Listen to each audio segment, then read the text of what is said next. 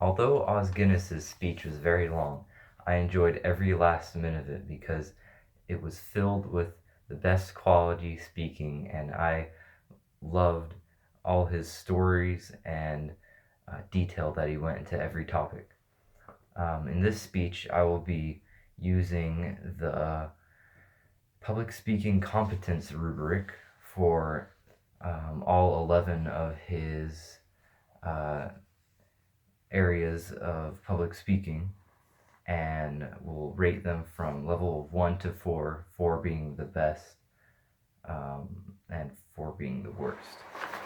So, Os Guinness used a very appropriate topic in this setting.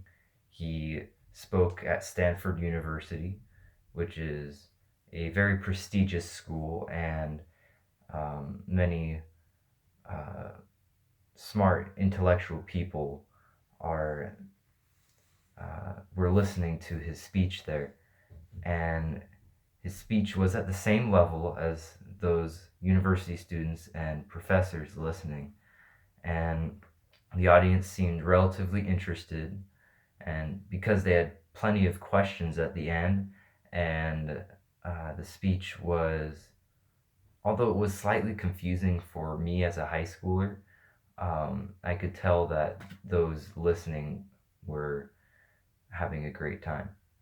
Um, Number two, he formulated a great introduction. He started off with a story right at the beginning, and it brought a few laughs, and it kind of broke the ice for him to start introducing his topic.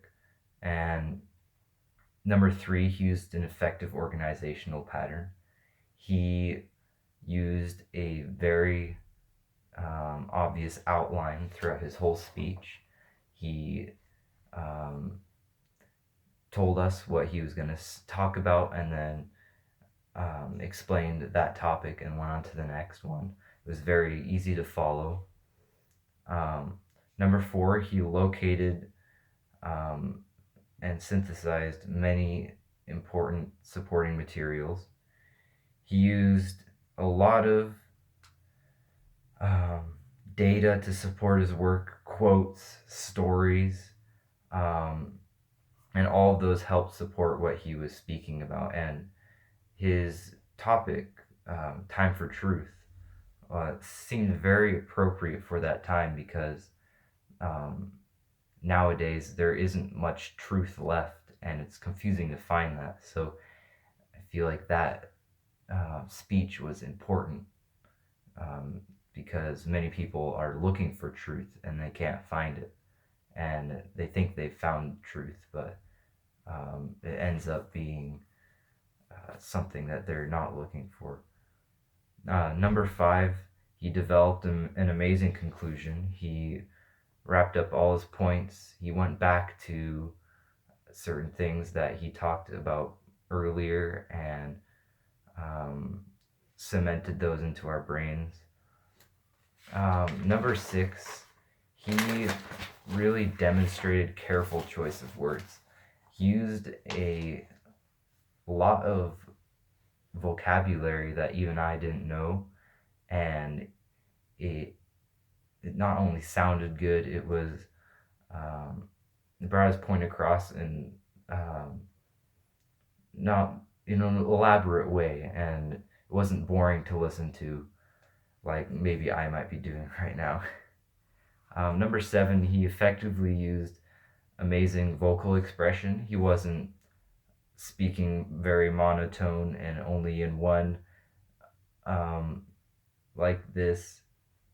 He fluctuated in the way he was speaking, and he wasn't tense, he was relaxed, and he used good nonverbal behavior as well to explain what he was talking about. He, like his hands, he would structure things with his hands and help the audience see what his words are trying to say. So his hands and his mouth spoke together as one to bring the message across.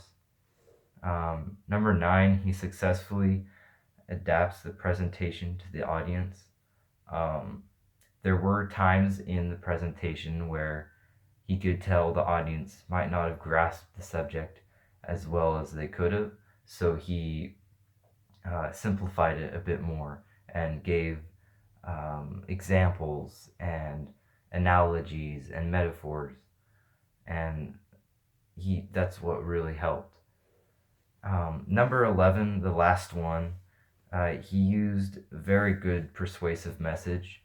At the end of the speech, I was persuaded by what he said that this is the right way to find truth, and this is how I can distinguish right from wrong at a higher level. And um, his speech 100% helped me realize um, that there are hypocrites out there, and that these are the ways to identify those, and uh, to help seek truth and to go after more knowledge and not be content with what you have, or um, or live with not having the truth. And I was greatly